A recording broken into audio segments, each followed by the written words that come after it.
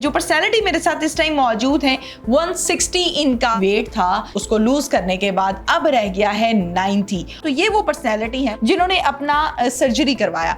अब सर्जरी कौन सी करवाई जनाब? स्टमक की सर्जरी करवाई। उर्दू पॉइंट की वीडियोस देखने के लिए हमारा चैनल सब्सक्राइब कीजिए और बेल के आइकन पर क्लिक कीजिए ताकि आप हमारी तमाम आने वाली वीडियो से बाखबर रह सकें।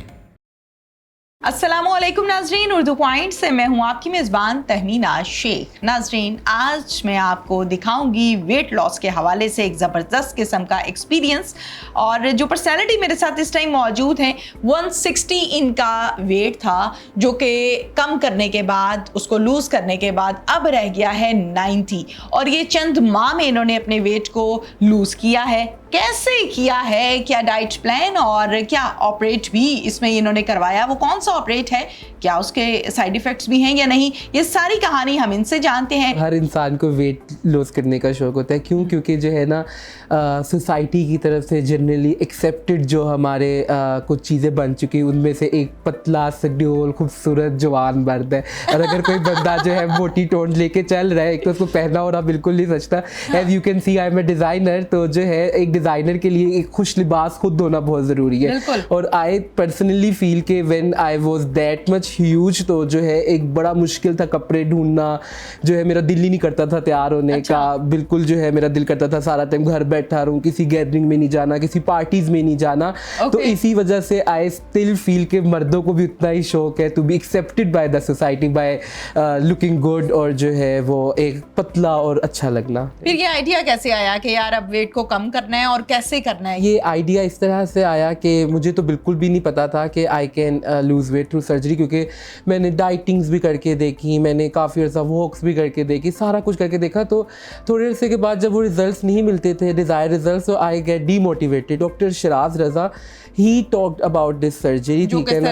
एग्जैक्टली, जो कि बहुत अच्छे सर्जन है। तो उन्होंने इस सर्जरी के बारे में मुझे बताया, और जो है वो फिर मैंने इसके ऊपर वर्क करना शुरू किया। आई रिसर्च ऑन इट, ठीक है ना। I was pretty confuse. वो मुझे पिछले 5 सालों से जो है वो कह रहे थे, and it took me 5 years to take this decision. अच्छा, हम अक्सर औक़ात जब वेट लूज की बात करते हैं ना, तो सबसे पहले हमारे जहन में आता है कि खाना पीना छोड़ देना। जो एक पब्लिक ओपिनियन की हम बात करें, जो हमारे मुआशरे में ज़्यादातर जैसे होता है कि एकदम खाना पीना छोड़ देते हैं और फिर वो वीकनेस की तरफ बात आपकी चलने लग जाती है।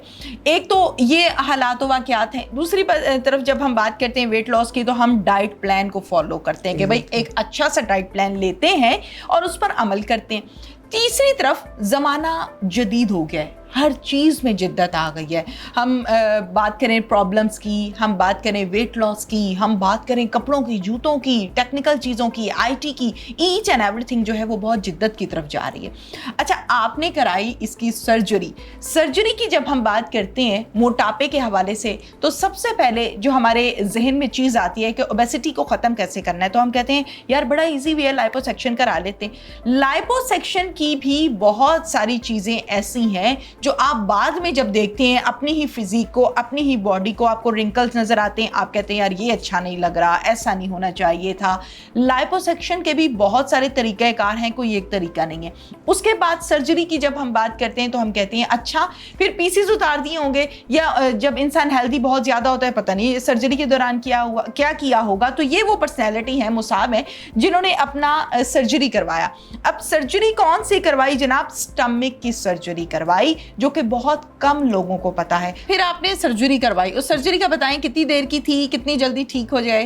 मैक्सिमम 8 hours प्रोसेस, ठीक है ना, जिसमें आपको होश वगैरह सारा कुछ आ जाता है, ठीक है। सर्जरी तो बीच में सिर्फ मैक्सिमम 30 to 45 मिनट्स की है, ठीक है। उसके बाद एग्जैक्टली, ठीक है, उसके बाद आपका 2 दिन का हॉस्पिटल का स्टे है, ठीक है, जिसमें जो है वो आपको आहिस्ता आहिस्ता आदत डालते हैं, because it becomes like a baby stomach ना। बेबी स्टमक जैसे एक बच्चे का मैदा होता है, बिल्कुल वैसे आपका मैदा हो जाता है, जिसमें आप जो है वो कुछ सॉलिड नहीं खा सकते, यू कैन हैव लिक्विड, ठीक है। And the initial days you need to be how many days you need to be on a liquid diet at least for 15 days, ठीक है। और एग्जैक्टली यू उसके बाद खा सकते हैं, परेशान नहीं होना। हाँ जी, बिल्कुल परेशान नहीं होना। और लिक्विड डाइट के अंदर भी जो डॉक्टर साहब होते हैं वो इतनी अच्छी स्मूदीज, इतनी अच्छी वो दाल के सूप और वो इतनी अच्छी चीज़ें बताते हैं, तो थोड़ा सा मिर्च मसालों से आपको जो है वो करना पड़ेगा, परहेज़ करना पड़ेगा, क्योंकि जो है मुझे तो वैसे भी शौक नहीं था ज़्यादा मिर्च मसाले खाने का, तो मेरे लिए तो बिल्कुल कोई मुश्किल नहीं था वो अच्छा। नमक वाली चीज़ें खाने के लिए। कितने दिन में कवर कर गए आप?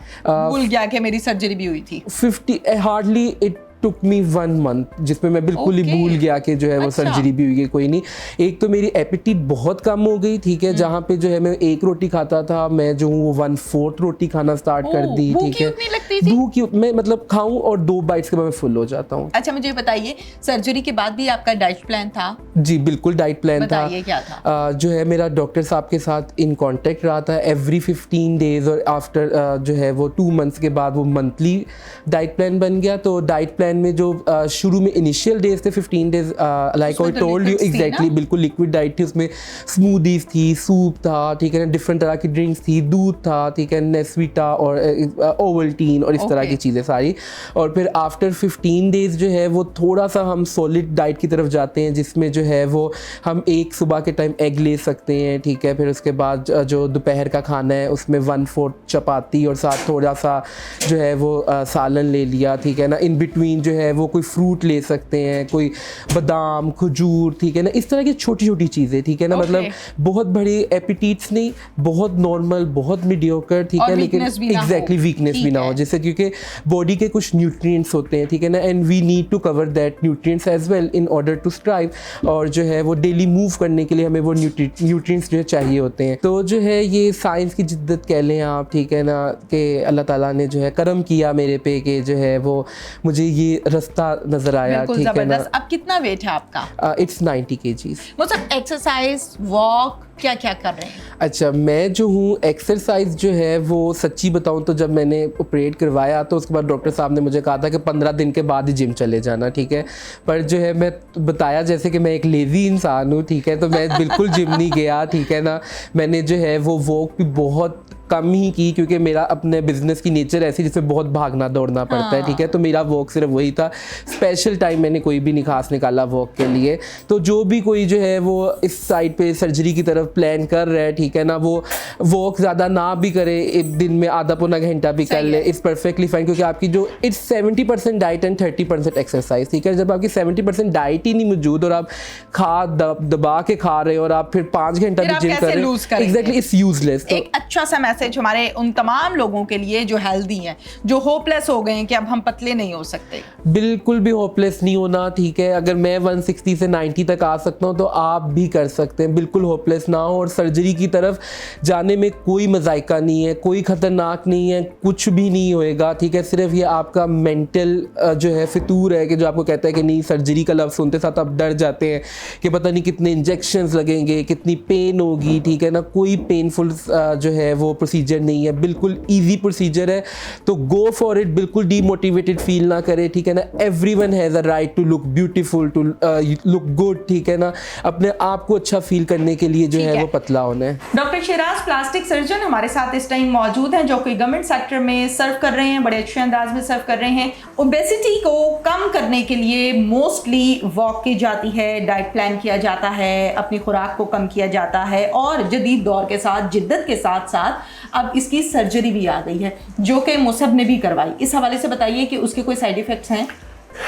देखिए जी, मेडिकल साइंस बिलीव ही इस बात पे करती है कि जो भी प्रोसीजर किया जाए, जो भी इलाज किया जाए, उसके फ़वाइद नुकसान से ज़्यादा होने चाहिए। ठीक है। सो अगर ये प्रोसीजर हो रहा है तो डेफिनेटली इसके फ़वाइद होंगे, नुकसानात भी होंगे, लेकिन फ़वाइद ज़्यादा होंगे। ठीक है। सो जो ओबेसिटी के बारे में जी हमारा जो एक मिसकंसेप्शन है कि शायद हम खा खा कर मोटे होते हैं, ऐसा होता नहीं है।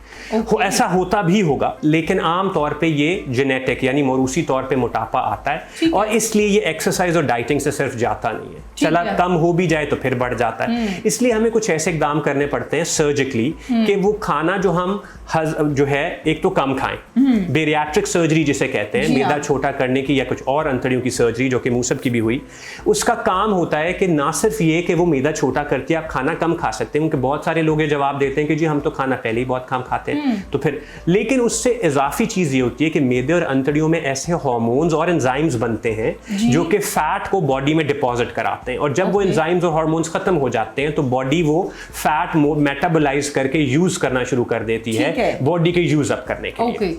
और जब वेट, फिर लोग कहते हैं जी जिस तरह तो हमारा वेट हमेशा लूज होता रहेगा, तो जब आपकी जिस्म की ताकत बनाने की जो कैपेसिटी है वो उस वजन तक पहुंच जाता है जो वो मेंटेन कर सके, तो मजीद वजन कम होना बंद हो जाता है। यानी आप ऑटोमेटिकली, क्योंकि आप उस लेवल पे पहुंच जाते हैं जहां तक खुराक और आपका मेटाबॉलिज्म हैंडल और मैनेज कर सकते। बिल्कुल ठीक है। डॉक्टर साहब ये बताइएगा, तमाम वो लोग जो ये यकीन कर चुके हैं, जो ये समझते हैं कि अगर आप पर मोटापा आ गया है कुछ ज्यादा ही और अब वो कम भी नहीं हो सकता, तो उन तमाम की उम्मीद के लिए क्या मैसेज है आपके पास? मेरा मैसेज ये है जी कि बड़ा सादा सा मैसेज है कि आप हेल्थ केयर प्रोवाइडर को, कंसर्न बंदे को जरूर दिखाएं। सो ये बेसिकली आप समझें कि मेटाबॉलिज्म की बीमारी है। सो आपको एक मेटाबॉलिज्म के एक्सपर्ट डॉक्टर को मिलना चाहिए, चाहे वो एंडोक्रिनोलॉजिस्ट हो, चाहे वो सर्जन हो। आमतौर पे जनरल सर्जन्स और प्लास्टिक सर्जन्स मिल के ये फील्ड को हैंडल करते हैं। सो जब आपको लगे कि बिल्कुल मुमकिन नहीं हो रहा मोटापा कम करना, तो ज़रूर एक ऐसे डॉक्टर से जो है ना कॉन्टैक्ट करें जो कि इस चीज़ में एक्सपर्टीज़ रखता हो, और बिलीव मी कि आपका कॉन्फिडेंस बहाल होने में बहुत मदद मिलेगी। Thank you so much doctor. You welcome जी। इसके साथ ही नाज़रीन, अपनी मेज़बान तहनीना शेख को इजाज़त दीजिए। अल्लाह हाफ़िज़।